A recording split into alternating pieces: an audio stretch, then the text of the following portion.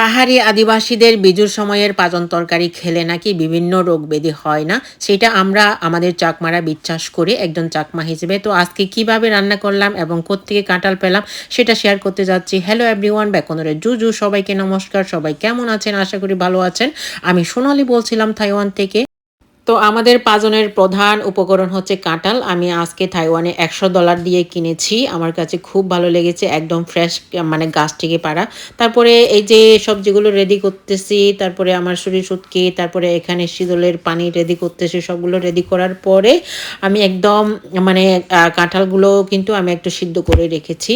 তারপরে আমি এখানে আমার তেল গরম করলাম। তেল গরম করার পরে অবশ্যই আমি কিন্তু আগে পেঁয়াজগুলো ভাজি করব। ভাজি করার পরে আমার শুটকিগুলো, হাঙর শুটকিগুলো আমি কিন্তু আমার তেলের উপরে ফ্রাই করব, যাতে ব্রাউন যতক্ষণ না পর্যন্ত ব্রাউন কালার হয়ে ওঠে।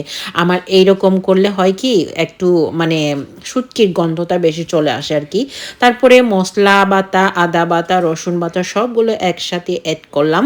অ্যাড করার পরে কষানোর পরে তারপরে আমি আমার এই যে প্রিয় কাঁঠাল তরকারি কাঁঠালগুলো অ্যাড করলাম। আদার্স যেই সবজিগুলো আছে ওগুলো অ্যাড করলাম। যেই সবজিগুলো রান্না করতে টাইম লাগে, সময় লাগে সেগুলো আগে আপনি অ্যাড করবেন। তারপরে আমি এখানে কষানো শেষ আমার। তারপরে কষানো শেষ হলে আমি পানি অ্যাড করলাম। তারপরে আরেকদিকে শীতলের পানি। এই শীতলের পানিটা না দিলে আমাদের এই পাজনের পরিপূর্ণতা থাকে না আর কি। সবগুলো মানে একে অপরের পরিপূরক আর কি। এটা ছাড়া ওইটা না হলে আমার ভালো লাগে না। যেহেতু আমরা চাকমা, আমরা পাহাড়ি আদিবাসী স্টাইলে যদি রান্না করতে চাই আর কি। তো যারা কিছু রেস্টুরেন্ট আছে ওনারা কিন্তু এটা ইউজ করে না। তারপরে আমার রান্নাটা আমার যেগুলো সিদ্ধ হয়ে গেছে, যেগুলো এখন আমার সিদ্ধ হতে সময় কম লাগে ওগুলো আমি অ্যাড করলাম সবজিগুলো।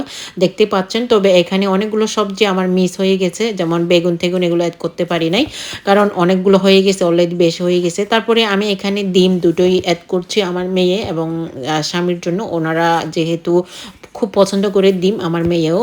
সবজিগুলো রান্না হওয়ার পরে আমি আমার চিংড়ি মাছ দুটা অ্যাড করলাম, কারণ চিংড়ি মাছগুলো একদম লাস্টে অ্যাড করব। চিংড়ি মাছগুলো বেশি সিদ্ধ করলে খেতে ভালো লাগে না।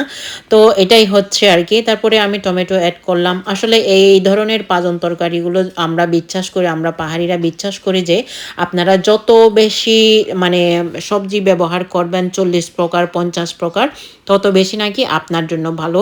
এই 50 প্রকারের পাজন যখন আপনি খান, আপনার নাকি রোগ ব্যাধি হবে না, আপনার রোগ ব্যাধি থেকে মুক্তি পাবেন। এই ধরনের একটা কথা আমরা বিশ্বাস করি আমাদের পাহাড়িরা, চাকমারা আর কি।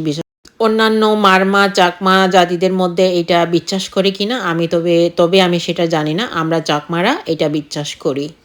সো দেখতে দেখতে আমার রান্নাও শেষ হয়ে গেল। আমার রান্নাটি কেমন লেগেছে আপনারা অবশ্যই কমেন্ট করে জানাবেন। আর আমার ইউটিউব চ্যানেলটি অবশ্যই সাবস্ক্রাইব করে রাখবেন। So thanks for watching. Tata, bye bye. ব্যাক বিজুর শুভেচ্ছা।